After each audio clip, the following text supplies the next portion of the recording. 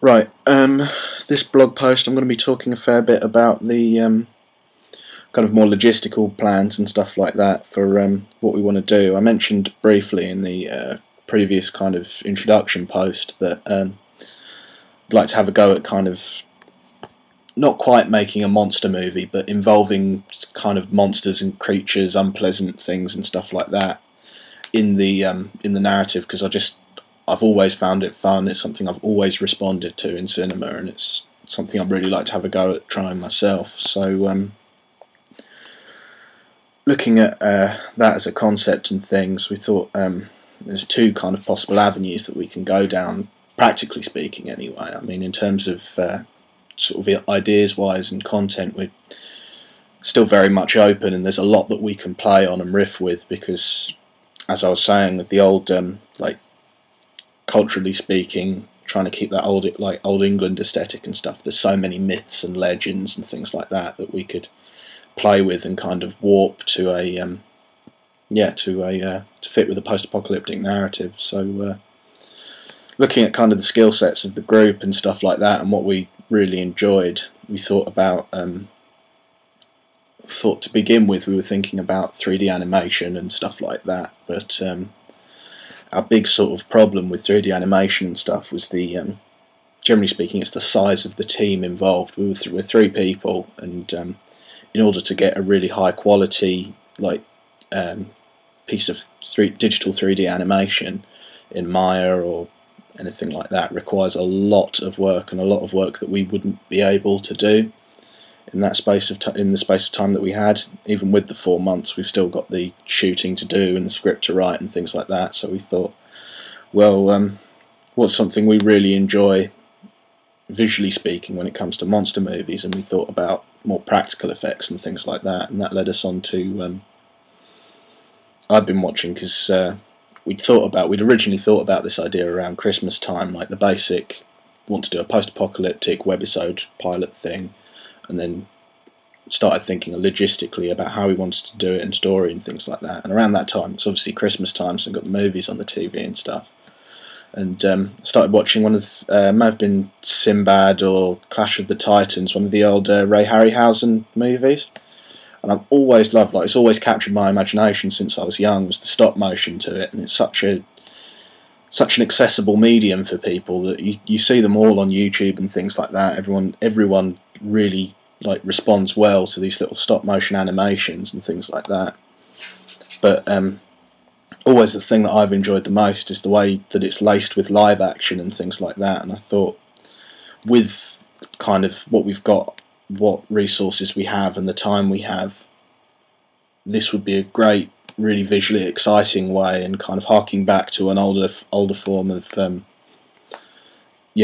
visual effects. I thought it would be really enjoyable for us to work with. So we're going to be working with kind of creating a sort of monster and things like that. There's been a lot of discussion about it, and we've been looking at things like kind of what are some old, generally sort of either British or very European, Danish, because obviously we have so many cultural influences from very much historically.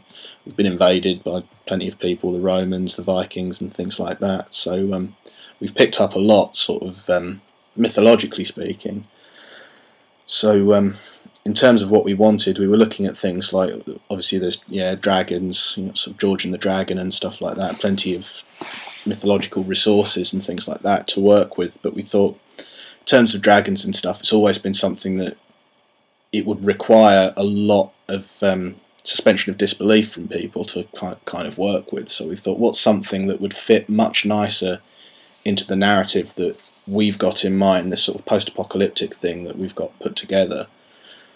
So what we kind of settled on after much thought and things like that was the mythological beast, the trolls.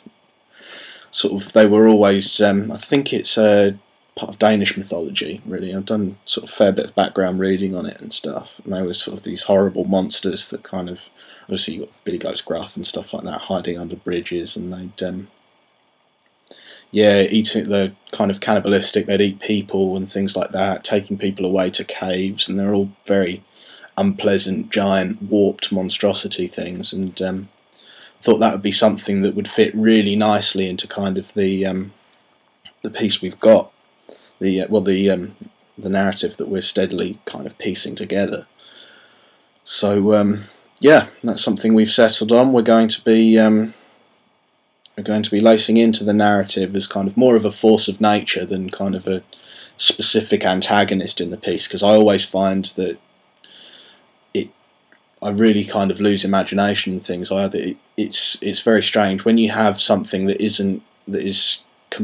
inhuman completely. It's very difficult to relate to them as a villain, and as much as you need to relate to heroes and things like that in a piece, you have to kind of understand the villain and things like that. And if it's this sort of big inhuman beast that's just roaring and growling and things like that, you're not going to get that, and they essentially become a bit more ineffectual, and it's not much kind of narrative wise to work with.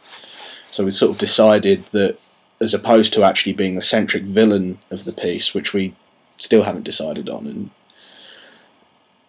kind of thinking more about it in a pilot episode, it's more about setting up the characters and things like that, and showcasing visually what we can do and where we can take the story. We're thinking about having the trolls in there more as a kind of impetus, kind of like a force of nature in the thing. So that's what would be driving characters along and stuff. Because that's something I'll chat about in a later blog post when I'm talking about the scripting that I've researched and things like that.